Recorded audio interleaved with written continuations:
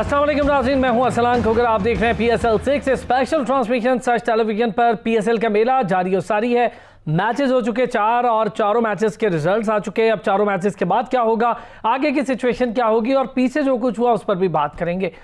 सबसे इंपॉर्टेंट चीज़ क्वेटा ग्लैडिएटर और लाहौर कलंदर के मैच में ये थी कि हफीज़ वर्सेस सरफराज ट्विटर पे चल रहा था।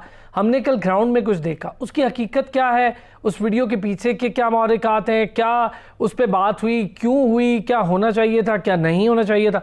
कमेंट्री बॉक्स से भी कमेंट सामने आए, उस पर जो सीनियर कमेंटेटर्स बैठे थे, चाहे वो फॉरनर्स हों या फिर हमारे अपने कमेंटेटर्स हों, उन्होंने उस पर कमेंट किए। लेकिन ये क्या गैर ज़रूरी बात है क्रिकेटर्स के लिए इस तरह का बिहेवियर अपनाना स्टेडियम के अंदर, या फिर ये कुछ और मामला था जिसको किसी और तरह पोर्ट्रे किया जा रहा है सोशल मीडिया पर? चूँकि सोशल मीडिया की ज़बान एक बिल्कुल डिफरेंट ज़बान होती है, जिसको ये हरगिज़ ज़रूरत नहीं होती कि क्या हुआ, कैसे हुआ, उसकी जड़ में जाया जाए, हकीकत जानी जाए। बस वो तस्वीर का एक रुख होता है जिसको वो पेश जब चाहें जैसा चाहें कर सकते हैं। इन पर भी आज बात करेंगे। और एहसान मानी साहब ने पिछले दिनों कहा कि क्रिकेटर्स को भी मीडिया ट्रेनिंग की ज़रूरत है, इस पर भी आज बात करना बहुत ज़रूरी है। अब लाहौर कलंदर, इस्लामाबाद यूनाइटेड, पेशावर ज़ल्मी, मुल्तान सुल्तान और इस वक्त जो सबसे टॉप ट्रेंड कराची, चूँकि कराची में मैचेस हो रहे हैं, कराची किंग्स का है, लेकिन मुल्तान सुल्तान बहुत क्लोज मैच आ रही थी। आज पेशावर ज़ल्मी के साथ मुल्तान सुल्तान का मैच है। चारों हमारे गेस्ट हमारे पास मौजूद हैं, हमारे साथ स्टूडियोज़ में अरसलान शिराजी मेरे साथ मौजूद है, कुलसूम जहां कराची से हमारे साथ स्पोर्ट्स जर्नलिस्ट मौजूद हैं। अरसलान शिराजी स्पोर्ट्स जर्नलिस्ट और सीनियर स्पोर्ट्स एनालिस्ट हैं, बहुत सारी चीज़ों पर गहरी नज़र भी रखते हैं, मैचेस खुद कवर करते हैं, इसलिए बहुत बेहतर तरीके से अंदर की सूरत हाल जानते हैं। यही सूरत हाल कुलसूम के साथ भी है। कुलसूम भी मैचेस कवर कर रही होती हैं, कुलसूम लिखती बहुत अच्छा है, तो ज़रा आज जानते हैं उस वीडियो और उसके पीछे के हालात क्या थे। और हमारे साथ कराची से हमारे नुमाइंदे शहजादा मोइन और उनके साथ सीनियर कमेंटेटर रियाजुद्दीन बैठेंगे आज कराची से। ज़रा बात करेंगे कराची, उसके एटमॉस्फेयर और फिर क्राउड्स के हवाले से। क्राउड मुझे लग रहा है कम है, यहाँ पे क्राउड को आने नहीं दिया जा रहा, कुछ मामला है, और क्राउड के SOPs पर कुछ तकरार हुई थी PCB और वहाँ की पुलिस के दरमियान, वो क्या हुई थी उस पर भी बात करेंगे। अरसलान, पहले ज़रा मेरा ख्याल है एक हॉट टॉपिक चल रहा है, फिर मैं मैच पे तो बात करूँगा, प्लेयर्स पे। ये सरफराज और हफीज़ वाला इशू मुझे याद है कि मैं उस वक्त सोकर उठा था जब आपका एक मैसेज आया था, यार इस पर बात बड़ी मज़े की चीज़ चल रही है, तो मुझे आपसे ही इस चीज़ का उस वक्त फौरी तौर पर पता चला। मुझे बताएं क्या इशू है, इतना क्यों बढ़ गया ये इशू? रिजवान को प्रेस करना कोई बुरी बात नहीं थी, लेकिन कल जो ग्राउंड में हुआ क्या वो गैर ज़रूरी नहीं था? देखिए यही चीज़ें हैं, जैसा आपने अपने इंट्रो में कहा कि जो हमारे चेयरमैन हैं एहसान मानी, उन्होंने भी कहा है कि प्लेयर्स की मीडिया, सिर्फ मीडिया नहीं, सोशल मीडिया पे भी इनकी होनी चाहिए, और वो वही चीज़ें हैं, उनको वो पर्सनल ले जाते हैं। और आप देख रहे हैं कि बड़े डिसाइड हुए हैं सरफराज अहमद, और पहले 2 मैचेस में अगर आप देखें कि उन्होंने ओपन भी की और फिर वो नीचे भी आए, नीचे उन्होंने अच्छे स्कोर किए। सिर्फ ओपन वो इसलिए करने आए क्योंकि रिजवान ने ओपनिंग पे पहले मैच में ही 50 कर ली है, तो वो उस चीज़ को, उनका कंपैरिजन रिजवान से बिल्कुल नहीं है। वो एक अपनी जगह पे एक बहुत बड़ा प्लेयर है, रिजवान अपनी जगह पे एक अच्छा प्लेयर है। तो जब हम मवाजना करना शुरू कर देते हैं ना, तो फिर मसले आते हैं। तो मेरे ख्याल में जो सरफराज है उसे भी ये चीज़ देखनी चाहिए कि वो मुआवजे में ना आए, वो अपनी जो क्रिकेट है उसे खेले। जब कल पोस्ट मैच में हम थे और उसका इंटरव्यू सुन रहे थे सरफराज का, तो उसमें वो कह रहा था कि मैं नेट्स में तो बड़ा अच्छा था, लेकिन मौका नहीं मिल रहा था, मैदान में आज मिला तो मैंने परफॉर्म कर दिया। तो यही चीज़ होनी चाहिए, वो अपनी परफॉर्मेंस में तवज्जो दे, बाकी चीजें क्या हो रही हैं, कैसे हो रही हैं, उनको छोड़ दे। लेकिन कल मुझे थोड़ा सा लगा कि इमेच्योर जब फील्डिंग कर रही थी, जानिब से बहुत ज्यादा चीजें थी, उस पर तो मैं चले आगे चल के, लेकिन खास तौर पे स्ट्रिक्टली इस पे बात करूंगा हफीज और सरफराज वाले। कुलसूम, आपसे मेरी जब ऑफ द रिकॉर्ड बात हो रही थी, कुछ आप अपने व्यूज़ बयान कर रही थी, मुझे बताएं कि खुद भी आप देख रही हैं मैचेस, आप क्लोजली वॉच भी करती हैं, लिखती भी हैं, ये गैर ज़रूरी चीज़ नहीं है? 2 सीनियर क्रिकेटर्स हैं, सरफराज चाइल्ड क्रिकेटर नहीं है ना यंगस्टर क्रिकेटर है, चाइल्डिश बिहेवियर क्यों अपना रहा है? अंडर 19 से कैप्टन चला रहा है, पाकिस्तानी टीम का कैप्टन है, सिंध रीजन का कैप्टन है, और फिर अहम तरीके से सरफराज को रखा जाता है टीम में, ऑन एंड ऑफ चलता रहता है, इन एंड आउट होता रहता है, फीस भी ड्रॉप हुआ है कई बार। मेरा ख्याल ये है कि पहले तो आप दोनों प्लेयर को कंपेयर नहीं करें, ठीक है? सरफराज की अलग रेपो है, उसकी अलग है, वो उसका स्टाइल खेलने का अलग है, इस तरह रिजवान का भी स्टाइल अलग है। दोनों अच्छे विकेट कीपर हैं। जब सरफराज उरूज पर था तो हर बंदा मतलब तमाम क्रिकेट फैंस उसके लिए ही कहते थे सरफराज बहुत अच्छा है, वेरी वेल, और कैप्टनसी भी बहुत अच्छी थी। लेकिन जब वो टीम से आउट हुआ और उसको आपने साइड पे कर दिया और आपने उसको टीम में रखा है लेकिन उसको आप मौका नहीं दे रहे, एक फ्रस्ट्रेशन जो आपके प्लेयर्स के अंदर है वो बेसिकली कहीं ना कहीं वो नजर आता है। यही वजह है कि सरफराज बहुत अच्छा खेलते थे और वो परफॉर्म करते थे, लेकिन जब वो टीम से आउट हुए हैं एक प्रेशर होता है, मीडिया का प्रेशर है, सोशल मीडिया का प्रेशर है, जिसकी वजह से उनकी परफॉर्मेंस भी खराब हुई। और यही वजह कल हमने उनको मैचेस में बहुत ज्यादा गुस्सा करते हुए देखा, वो प्लेयर्स पर गुस्सा कर रहे हैं, तो वो उनको नहीं करनी चाहिए। एक और वीडियो जो अभी सोशल मीडिया पर वायरल हुई है और वो दिखा रहे हैं कि वो हफीज के साथ, हफीज ने हाथ बढ़ाया और उन्होंने हफीज ने सरफराज उनसे हाथ नहीं मिलाया, लेकिन उसकी पूरी वीडियो बाद में आई है और उसमें ये दिखाया गया है कि सरफराज जो है वो हफीज को कह रहा है आगे जाए रिस्पेक्ट में, फिर उन्होंने फखर को आगे किया, फिर वो पीछे हुए। तो इस चीज को भी देखना चाहिए। अगर आप तनकीद कर रहे हैं बिल्कुल तनकीद करें, लेकिन एक लिमिट है, आप उसको भी स्पेस दें। कोयटा की जो टीम है इस वक्त डेफिनेटली अच्छा नहीं खेल रही, लेकिन जो लास्ट 4 सीजन में उनकी जो टीम थी वो आउटस्टैंडिंग थी।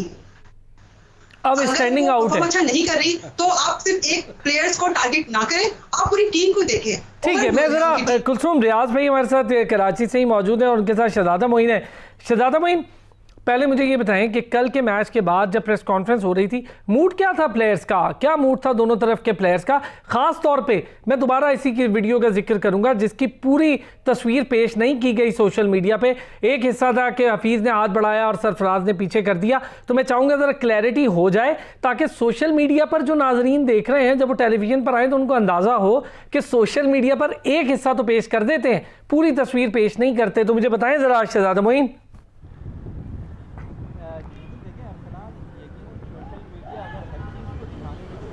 जाएंगी, लेकिन ऐसा होता हुआ दिखाई नहीं दिया। एक हिस्सा जरूर दिखाया गया सरफराज का, लेकिन दूसरा हिस्सा नहीं दिखाई दिया, जिसके बाइक जो है अब लोग जो सोशल मीडिया को ज्यादा फॉलो कर रहे होते हैं और उस चीज को देख कर वो सरफराज से जो है मनफी रिजल्ट देख रहे हैं कि वो मनफी बिहेवियर करते हुए नजर आ रहे हैं हफीज के साथ। हालांकि कल ग्राउंड के अंदर भी देखा गया कि बहुत सी आवाजें भी आ रही थी कि दोस्ती कर लो, इस किस्म की आवाजें भी तमाशाइयों की जानिब से लगती हुई नजर आई। जब सरफराज बैटिंग कर रहे थे, हफीज बॉल कर रहे थे, उस वक्त भी ये चीजें जो है होती हुई भी नजर आई। और फिर जब दूसरी इनिंग में जब हफीज बैटिंग कर रहे थे उस वक्त भी जो है आवाजें गूंज रही थी स्टेडियम के अंदर कि दोस्ती कर लो, दोस्ती कर लो। तो सोशल मीडिया जो है इस वक्त बहुत सी चीजें तो वाज़ेह तौर पर जो है दिखाई नहीं पा रहा है, जिससे जो है लोग बदगुमानी का शिकार होते हुए भी नजर आ रहे हैं, खासकर सरफराज के हवाले से। तो ये पाकिस्तान क्रिकेट के लिए भी थोड़ा सा नुकसान जा रहा है, क्योंकि सरफराज अगर देखें तो अंडर 19 से जो है वो कप्तानी करते हुए आ रहे हैं। और मैंने भी कल पहली दफ़ा देखा कि सरफराज इतने इस मूड में नजर आए, क्योंकि इतना गुस्सा वो करते नहीं बड़े से बड़े मैचेज। और ठीक है, मैं ज़रा रियाजुद्दीन साहब से भी बात, रियाज भाई बताएं मुझे कल के इशू पर आपके क्या पॉइंट ऑफ व्यू है, क्या स्टांस है? वैसे मेरा ज़ाती ख्याल है रियाज भाई, एक चीज़ है कि सरफराज को ये चीज़ सोचनी चाहिए, ज़रा चीज़ आउट हो रही है आपके ट्विटर पर इतना बड़ा मसला, और जैसा उसको इंटरनेशनल मीडिया ने खेला, ख़ासतौर पे इंडियन मीडिया ने, तो बेहतर ये था कि सरफराज पहले हाथ मिला था और फिर उनको क्लैप के बजाय उनके कंधा थपथपाता, उन्हें कहता सर आप आगे चलें, आपने ज़बरदस्त परफॉर्म किया। ये एक अच्छा जेस्चर जाता, बल्कि उल्टा सरफराज ने बगैर हाथ मिलाए कह देगा कोई बंदा आगे जाए जी आगे जाए, वो यही आवाज़ आ रही है, मैं देख भी रहा था। तो मुझे बताएं रियाज भाई क्या कहते हैं? असल में अरसलान बात यह है कि काफ़ी अरसे से जो सरफराज हैं, चूँकि उनकी परफॉर्मेंस जो है अच्छी नहीं थी, फिर ये कि उनको जो है ज़ाहिर है टीम से भी बाहर कर दिया गया था, तो ये सारी चीज़ें जो हैं वो इतनी डीमोरलाइज हो गए हैं। और पहला मैच ज़ाहिर है वो शिकस्त खा गए थे, उनकी परफॉर्मेंस भी अच्छी नहीं जा रही थी, लेकिन लकीली कल वो बहरहाल 40 रन बनाने में कामयाब रहे। लेकिन जहाँ तक हफीज़ के साथ मामला की बात है तो वो उससे पहले भी चलते रहे, हालांकि उन्होंने हाथ तो नहीं मिलाया, लेकिन उन्होंने ये ज़रूर कहा कि आप आगे चलें। बहरहाल ये कि सोशल मीडिया जो है उसको मौका मिला और इसी तरह से जो इंडियन मीडिया है उसको भी मौका मिला।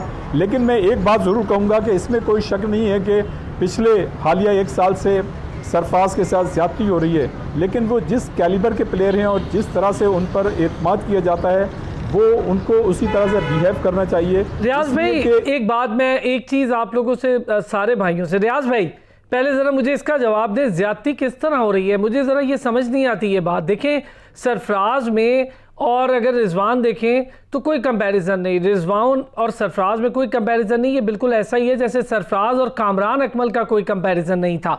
हम सरफराज की फॉर्म, उसकी उस टाइम की फिटनेस और उस वक्त की परफॉर्मेंस को मेजर करते थे। आज हम रिजवान की फॉर्म, रिजवान की फिटनेस, रिजवान की जो हालिया परफॉर्मेंस है उसको मेजर करते हैं। तो मुझे नहीं लगता कि कोई ज्यादती है। सरफराज को मौका मिलेगा जब रिजवान आउट हो और सरफराज शो करे उस मौके में।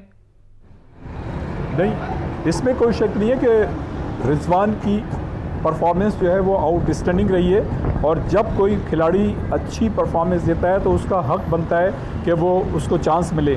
रिजवान ने अपने आप को प्रूव किया है जब से उनको चांस मिला है।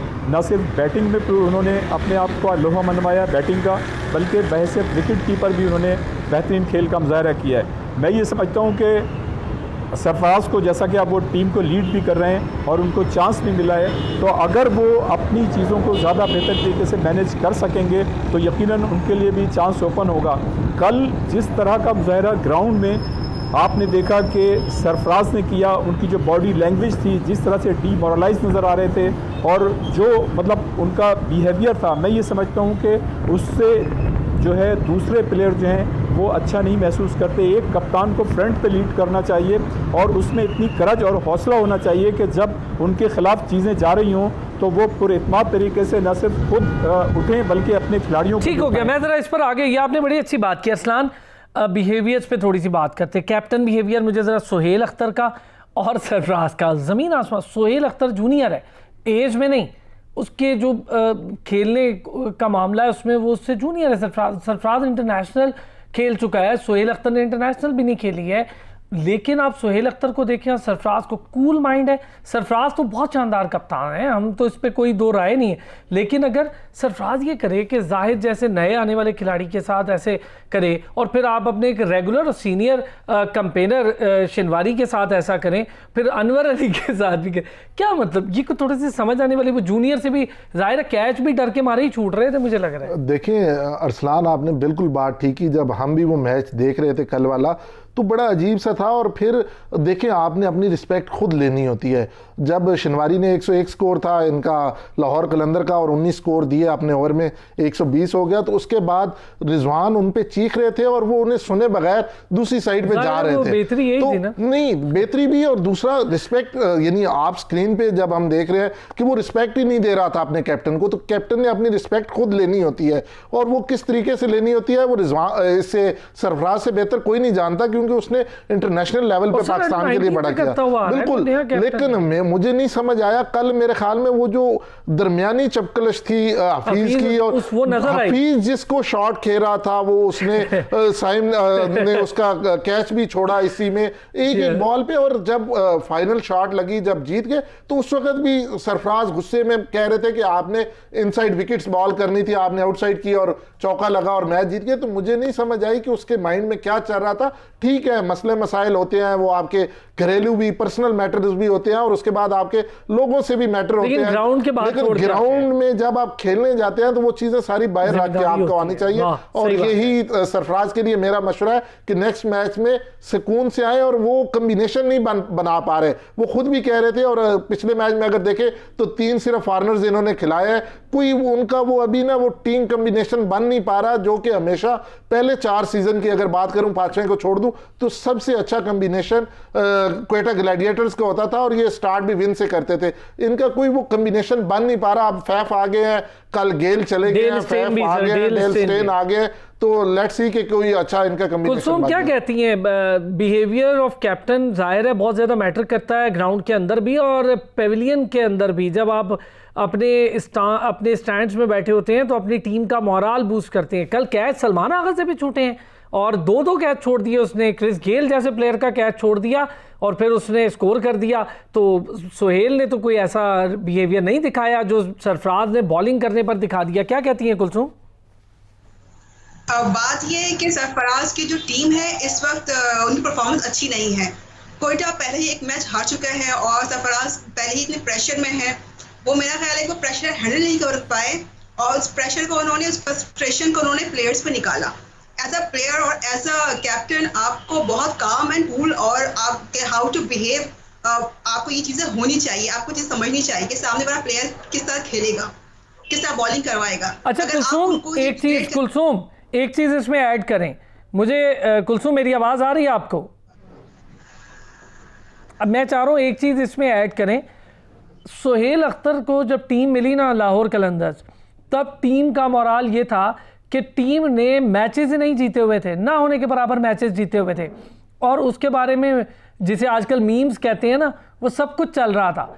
जब उसको टीम मिली, उसने leading from the front senior players के होते हुए, उसने बहुत शानदार सीनियर प्लेयर्स के होते, मैं अगेन इस बात को कोट करूंगा, बेहतरीन तरीके से कैप्टनसी की, सुकून से, बहुत कूल माइंड, और फिर अपना ऑर्डर भी उसने ऊपर प्रमोट किया। ये करेज है उसमें, उसने ऑर्डर प्रमोट किया, स्कोर किया, टीम को जहां ज़रूरत थी वहां खेला, क्रिस लेन जैसे प्लेयर को साथ लेके चला, बेन डंक को लेके चला, हफीज़ को लेके चला, फ़खर जमान का मोरल बहुत डाउन था। तो ये जो चीज़ें हैं, मैं ये कह रहा हूँ कि सरफराज को तो ये बताने की ज़रूरत ही नहीं। सुहेल खान वाकई बहुत अच्छे प्लेयर हैं, और उनसे मैंने खुद भी पर्सनली जब उनसे बात की है, उनसे इंटरव्यू किया है, तो मुझे भी बहुत लगा कि बहुत कूल माइंड हैं। और जबकि सरफराज उसके मुकाबले बहुत ज़्यादा एग्रेसिव है। जब एक प्लेयर एग्रेसिव होता है तो वो अपने जज्बात पर काबू नहीं रख पाता। और अगर हम कंपैरिजन करें तो सरफराज की अभी जो परफॉर्मेंस इसी वजह से अच्छी नहीं है, क्योंकि वो उस पर मीडिया प्रेशर तो है ही, साथ साथ इनकी जो टीम कॉम्बिनेशन है वो अच्छा नहीं बन पा रहा। अभी आई होप कि जो डेल स्टेन को ज्वाइन करेंगे, और क्रिस गेल भी चले गए हैं, तो डेल स्टेन के आने से हो सकता है इनकी बॉलिंग स्ट्रेंथ अच्छी हो जाए और इनका कॉम्बिनेशन बेहतर हो जाए। हाँ, जाहिर है वो शिनवारी को शायद बाहर ही ना बैठना पड़ जाए, उस बेचारे पे तो बड़ा नजला गिलेगा। क्या कहते हैं शिराजी साहब? और मैं ज़रा रियाज भाई, प्लेयर्स ऑन एंड ऑफ अच्छी और बुरी परफॉर्मेंस देते रहते हैं, रोज़ हर प्लेयर शानदार परफॉर्मेंस नहीं देता, ये बात तो आप बड़े बड़े जाइंट प्लेयर्स के साथ भी है। लेकिन हम जो बिहेवियर की बात करें, जिसका आपने जिक्र छेड़ ही दिया था, मुझे ये बताएं कि ग्राउंड में जब इतना ज़्यादा टेंशन क्रिएट कर देंगे तो यकीनन नए लड़कों से तो कैचेस भी छूटेंगे, बॉल्स भी गलत जगह पर पड़ेंगी, उनके कदम भी लड़खड़ाएंगे। क्या कहते हैं रियाज भाई? अरसलान, आपका मिजाज चाहे कुछ भी हो आम जिंदगी में, लेकिन जब एक प्लेयर ग्राउंड में उतरता है तो उसको जब इस तरह के हालात होते हैं, क्रंच सिचुएशन होती है, प्रेशर सिचुएशन होती है, तो उसी वक्त अपनी चीज़ों को मैनेज करने की सलाहियत आनी चाहिए। स्पोर्ट्समैन कहलाता यही है। और मैं समझता हूँ कि जैसा आपने भी कहा कि हर दिन हर मैच में किसी भी प्लेयर की परफॉर्मेंस अच्छी नहीं होती, लेकिन ये कैप्टनसी पे होता है और जो बेंच ऑफिशियल्स होते हैं उन पे होता है कि वो अपनी टीम की खामियों को किस तरह से दूर करके उनको बेहतर हालात में लेके जाते हैं। तो क्रिकेट तो वैसे भी ये एक गेम का खेल है, और इसमें जो है हर खिलाड़ी को अपनी जिम्मेदारी महसूस करनी चाहिए।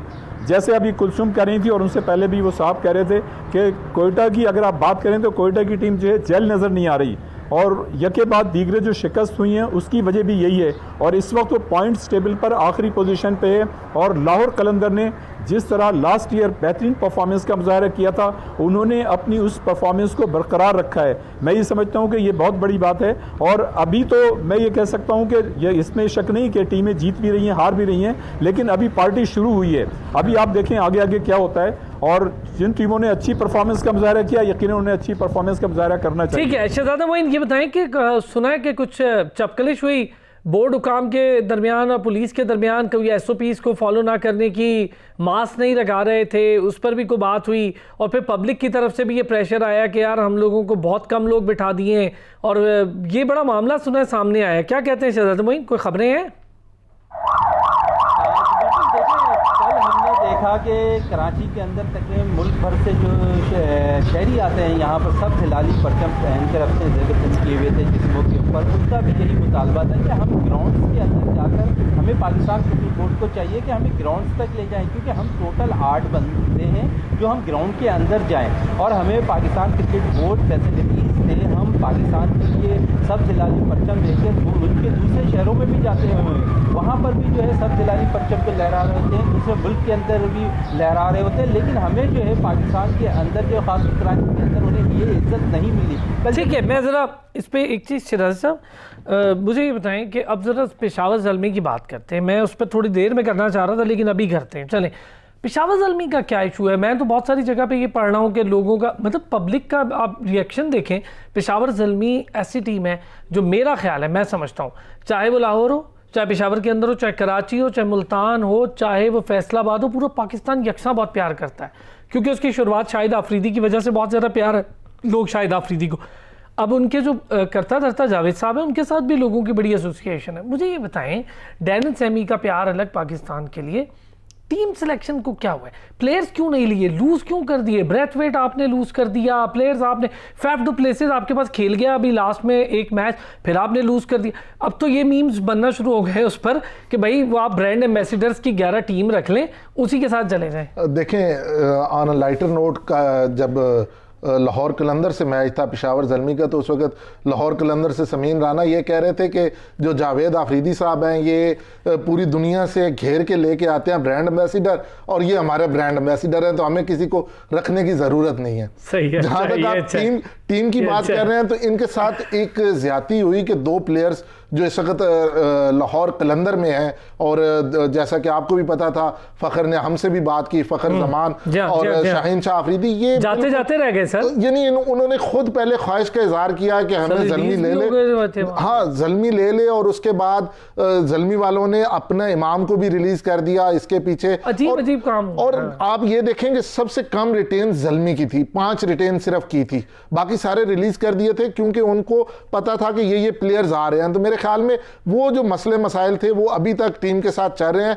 लेकिन मेरी जावेद भाई से भी बात हुई है और टीम मैनेजमेंट से भी बात हुई है, तो वो आज के मैच पे बड़ा यानी देर रखे बैठे हैं और वो कह रहे हैं कि हम जीतेंगे। और इसमें मैं एक चीज़ और ऐड कर दूं हमारे नाजरीन को, जब हम लास्ट टाइम इस शो में बैठे थे तो एक इशू आया था कि उन्होंने बायोस्क्योर बबल को तोड़ा है और पहला मैच नहीं खेलेंगे। मैंने तो ये सुना है, कहा था कि हम ये टूर्नामेंट छोड़ दें कि पेशावर ज़ल्मी अगर वहाब रियाज और डैनियल सैमी नहीं आते। नहीं, ऐसी कोई बात नहीं है। ये वो फिर वही बात है जिस तरह आप सोशल मीडिया की बात कर रहे थे, सोशल मीडिया पे आया और यही चल गया। लेकिन उसमें आप अगर ये देखें, क्योंकि कराची से मेरे दोस्त हैं तो ये आपको कंफर्म भी कर देंगे, मेरी क्योंकि जराए से बात हुई है कि जब भी ट्रैवल कर रहे थे पेशावर ज़ल्मी और लाहौर कलंदर इकट्ठे ट्रैवल कर रहे थे, होटल से आना उसके लिए और वापस जाना प्रैक्टिस के बाद और मैच के लिए भी।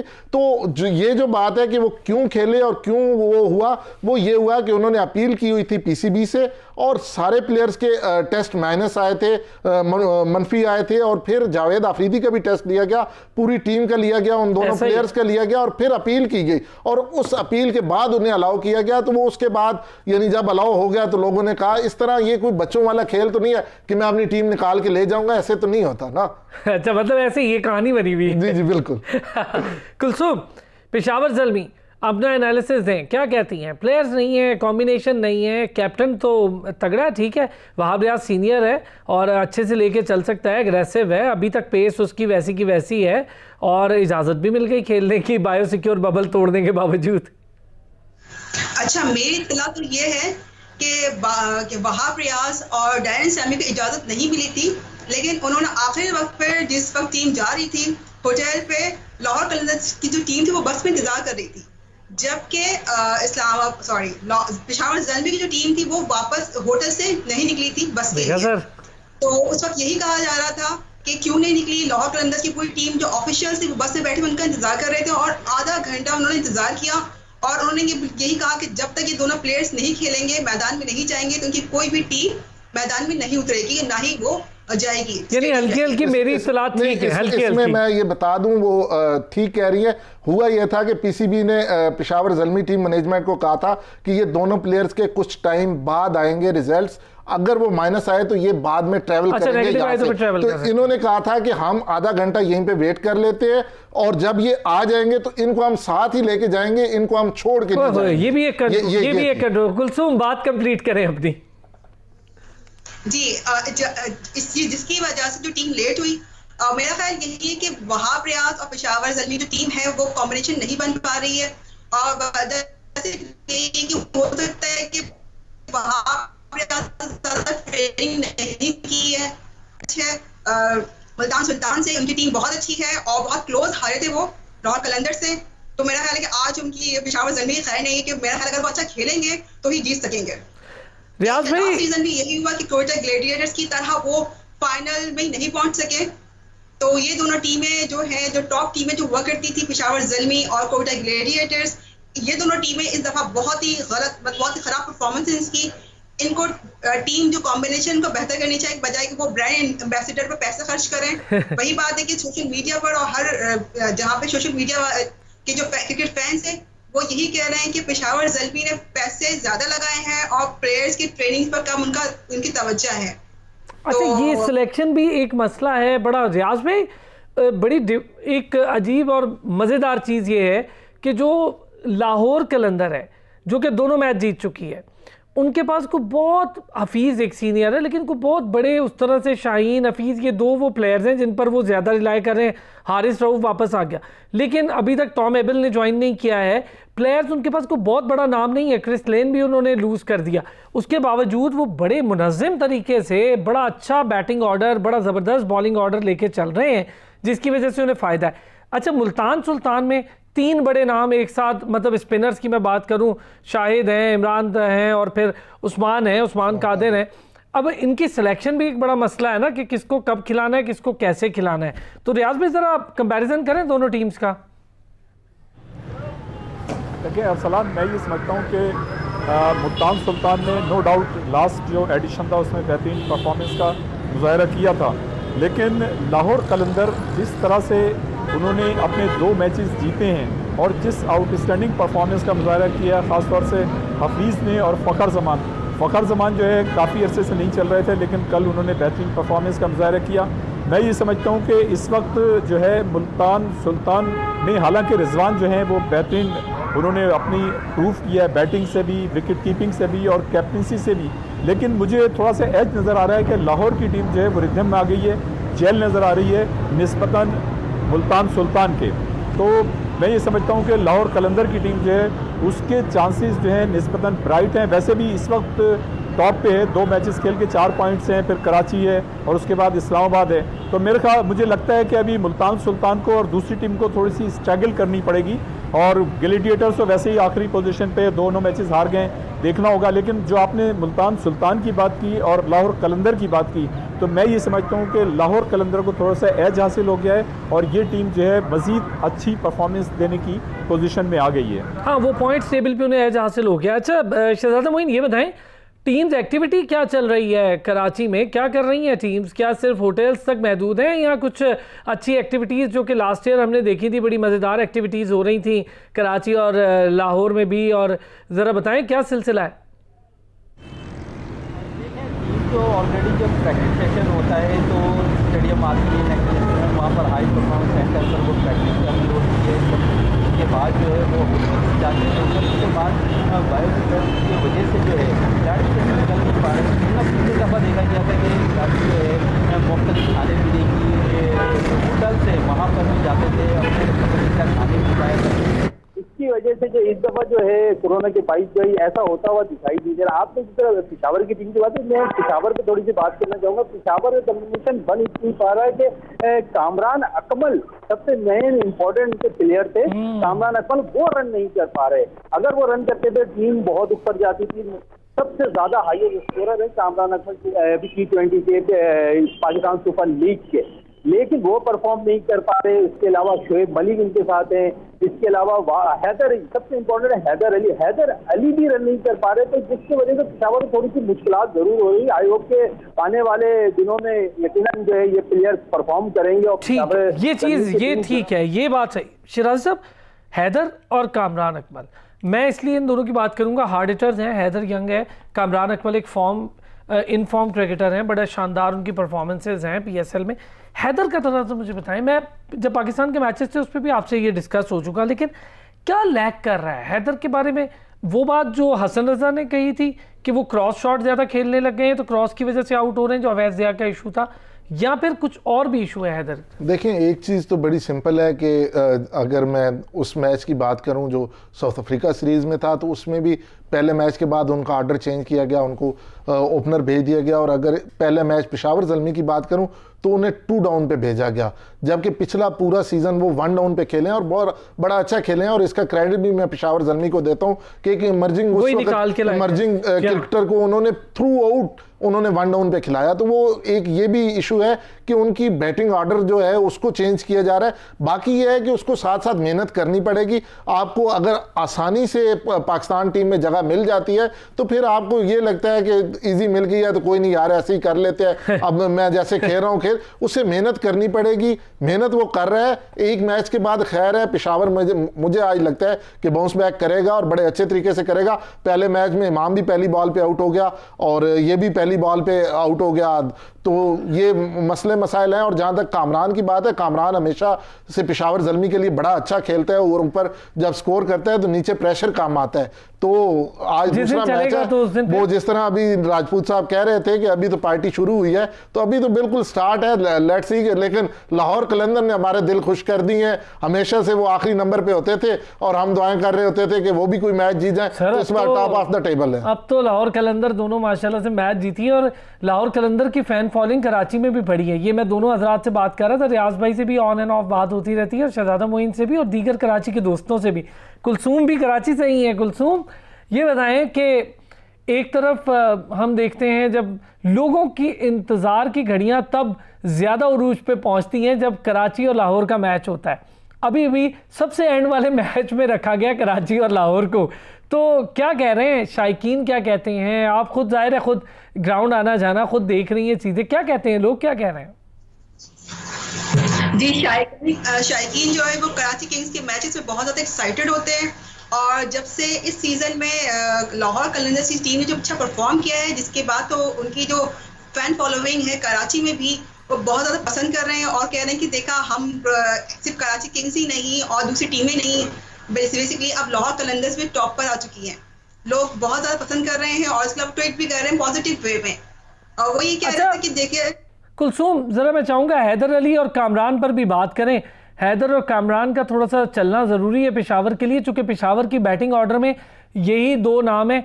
इमामुल हक अगर चल गया तो बहुत अच्छा हो जाएगा उनके लिए, चूँकि इमामुल हक एक बड़ा मुस्तनद और अच्छा बैट्समैन है, ओपनर है, लेकिन हमें पता है कि वो हैंड इंजरी उसकी अभी तक मुकम्मल तौर पर ठीक नहीं हुई मेरी इत्तलात के मुताबिक। कुलसूम जी पेशावर ज़ल्मी में हैदर अली बहुत अच्छा परफॉर्म करते थे, इससे पहले भी उन्होंने किया था हैदर अली ने, और कामरान अकमल।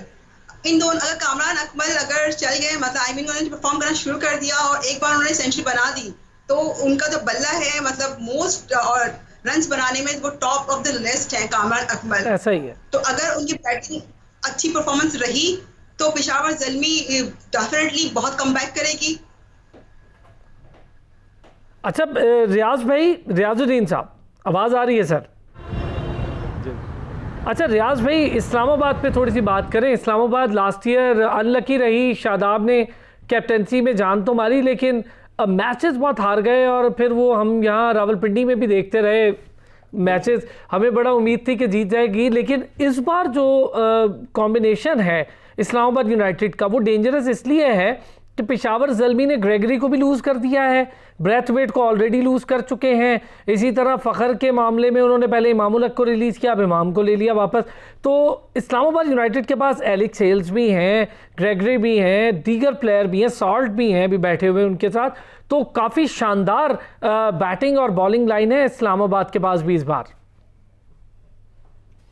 जी अरसलान, बिल्कुल सही कहा आपने कि उनकी मतलब एक कॉम्बिनेशन निस्बतन अच्छा दिखाई दे रहा है, लेकिन मसला ये है कि गो के मतलब उनका अभी 1 पॉइंट वो एक मैच जीत चुके हैं, लेकिन बात सारी ये है कि मैच वाले दिन आप अपनी चीज़ों को किस बेहतर तरीके से मैनेज करते हैं। इम्पॉर्टेंट, क्योंकि हर टीम में आपने देखा कि उन्होंने कॉम्बिनेशन बनाने की कोशिश की है, बॉलर्स की, बैट्समैनों की, लेकिन इस्लामाबाद की टीम जो है उसने इससे कबल जो है बेहतरीन परफॉर्मेंस का मुजाहरा किया है और गुज़िश्ता एडिशन में भी उसने कोशिश की आगे जाने की, लेकिन इस एडिशन में मैं ये समझता हूँ कि वो थोड़ा बेहतर परफॉर्म करने की पोजीशन में आ सकते हैं। वैसे भी आपने देखा कि कराची की विकेट जो है काफ़ी परफेक्ट नज़र आ रही है और इसमें बैट्समैन और बॉलर्स के लिए दोनों के लिए चांस है। अरसलान, ये तो बात खैर अलग थी, लेकिन मैं थोड़ा सा आपसे के सवाल से हट कर एक बात करूँगा, ख़ास तौर से बायो बबल के हवाले से। मैं ये समझता हूँ कि उन्होंने डैरन सैमी को या वहाब को परमिशन दी नहीं दी वो एक अलग मसला है कि उन्होंने क्या कहा, लेकिन असल मसला ये है कि पाकिस्तान क्रिकेट बोर्ड ने जो एक पैरामीटर्स तय किए थे खुद उन्होंने उसकी धज्जियाँ बिखरी हैं। उन्हें ऐसा नहीं करना चाहिए था। जब एक पहले से एक चीज़ तय हो गई थी कि अगर कोई बायो बबल की खिलाफ वर्जी करेगा तो वो 3 दिन से पहले टीम में नहीं आएगा, तो वो उन्होंने एक गलत एग्जाम्पल जो है सेट किया है, तो ये इस तरह से नहीं करना चाहिए था। दूसरा एक चीज़ और मैं ऐड करूंगा कि ये जो एडिशन इस वक्त कराची में शुरू हुआ है, इसमें को के पाकिस्तान क्रिकेट बोर्ड ने बहुत सी चीज़ों को इम्प्रूव किया है जिसकी तारीफ़ करनी चाहिए, लेकिन इस एडिशन में इससे पहले उन्होंने इस तरह की कोई तशहीर नहीं की जिस तरह के पहले नज़र आता था कि शहर में एक माहौल पैदा होता था और शायकीन जो थे वो जोश व खरोश का मुजाहरा करते थे। और आप ये देखें कि 7,500 शायकीन को स्टेडियम आने की इजाज़त दी गई है, लेकिन अनलकीली बहुत से लोग जो हैं वो नहीं आ सके हैं। उसकी वजह यह है कि जो इन्होंने ऑनलाइन टिकटिंग का तरीक़ाकार रखा है, बहुत से ऐसे हमारे फैंस हैं जिनके पास ज़ाहिर कार्ड नहीं होते या बहुत से लोगों को इंटरनेट की सहूलत हासिल नहीं होती, ये बात किस तरह से ऑनलाइन बुकिंग कर सकते हैं। यही वजह है कि कराची में 7,500 शायकीन इस वक्त नज़र नहीं आ रहे जब से शुरू हुआ है, कमोबेश 3 या 4,000 शायकीन नज़र आ रहे हैं। तो ये मैं ये समझता हूँ कि यहाँ पर पाकिस्तान क्रिकेट बोर्ड को तवज्जो देनी चाहिए थी। और ये जो टिकटिंग का तरीक़ाकार है, इसका मतलब ये है रियाज भाई जो आप कह रहे हैं वो बात दुरुस्त है कि लोग जो ऑनलाइन टिकटिंग वाला मामला था वो बिक तो गई, लोग आ भी कम रहे और कई लोग नहीं ले सके। शहजाद साहब ये भी इंपॉर्टेंट बात है। मैं ज़रा एक शहजाद मोइन से लूँ उनका पॉइंट ऑफ व्यू, फिर मैं आपके पास आता हूँ। शहजाद मोइन, क्या मामला रहा ये ऑनलाइन टिकटिंग का? बैंक्स तो लोग जा रहे हैं, जाहिर है बैंक बंद तो नहीं हुए और TCS के ऑफिसेज भी खुले हैं, लोग वहाँ भी जा रहे हैं, तो क्यों नहीं फिर टिकट्स वहाँ रख दी गई ताकि जो लोग नहीं इंटरनेट यूज़ कर सकते वो कर लेते बेचारे वहाँ से जाके टिकट परचेज। क्या मामला रहा? को बात हुई है बोर्ड हुकाम से आपकी शहजाद मोइन? जी अरसलान, देखें ये मेरे ख्याल में जो है ना पाकिस्तान क्रिकेट बोर्ड ने बहुत ही ज्यादा जो है गलत फैसला कर दिया। वेबसाइट को देखे जिसके बाइस जो है शायकीन ने क्रिकेट जो है मैच देखने से देखिए महदूद तो उन्होंने कर दिया था 20%, लेकिन वो 20% टिकट फरोख्त तो होते वो भी होते हुए नजर नहीं आए। लोगों ने दिलचस्पी खत्म कर दी। पहले ये था कि मुख्तलिफ जो फ्रेंचाइज होती थी TCS वगैरह उन्हें वो जो है प्रोवाइड कर दिया करते थे, जिसके बाइस जो परेशानी नहीं थी कि लोगों की लंबी कतारें लग जाती थी। हम भी वहाँ से अजलाइश शायकीन क्रिकेट के साथ किया करते थे, लेकिन ऐसा इस दफा हुआ नहीं। वेबसाइट को देने के बाइस जो है ये बहुत ज्यादा प्रॉब्लम हुई लोगों को, जिसके बाइस अब ये देखा जाए 7,500 जो उन्होंने महसूस किए तमाशाइयों को, उसमें से हमारे मुताबिक हम जो कवर कर रहे हैं मैच, तो मेरे ख्याल में 10% लोग भी जो है ग्राउंड नहीं आ रहे हैं, जिसके बाद शायकीन क्रिकेट का मैच देखने से महरूम ही है एक तरह से।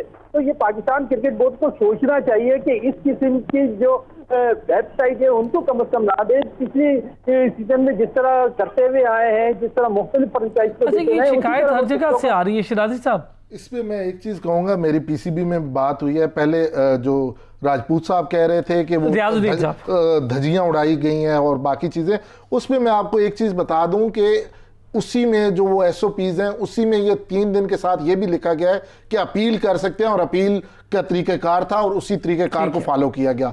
जहाँ तक आप बात कर रहे हैं टिकटिंग की, तो टिकटिंग हमेशा से हम PCB पे ये इतराज़ करते रहे हैं कि PCB जिनको टिकट्स देता है वो वहाँ पे यानी जो रियल वाले होते हैं उन्हें दिया नहीं जाता, वो ब्लैक में रख लेते हैं और अपने बंदों को देते हैं और डबल पे। इस बार नया तरीक़ाकार था, ना सिर्फ इंटरनेट था, एक मोबाइल नंबर भी था, उस पर आप अपना ID कार्ड नंबर सेंड करें तो वो आपको एक कूपन भेजेंगे। लेकिन कई लोगों तक ये मालूमात उस तरह क्लियर नहीं। हाँ, मालूमात ना पहुंचना एक अलग बात है। और एक और भी चीज है, कोविड के वजह से लोग डर के स्टेडियम में आ भी नहीं रहे, ये भी एक रीजन है। कोई ये रीजन नहीं है, लोगों को अपनी जिंदगी भी प्यारी है, वो SOPs अपनी जगह पे, लोग डर के मारे निकल भी नहीं रहे, ये भी इशू है। सिर्फ PCB का इसमें वो मसले नहीं है। अच्छा, PCB का कसूर नहीं है, जाहिर है कि लोगों का अपना भी एक मामला है कि खुद भी थोड़ा सेफ एंड सिक्योर और डिस्टेंस रखना चाहते हैं। लेकिन आपकी बात फिर दुरुस्त है। फिर शिराज साहब, एक चीज़ है कि एक्टिविटीज़ उस तरह से हुई नहीं जैसी हम देखते थे, ये बात तो दुरुस्त है भाई।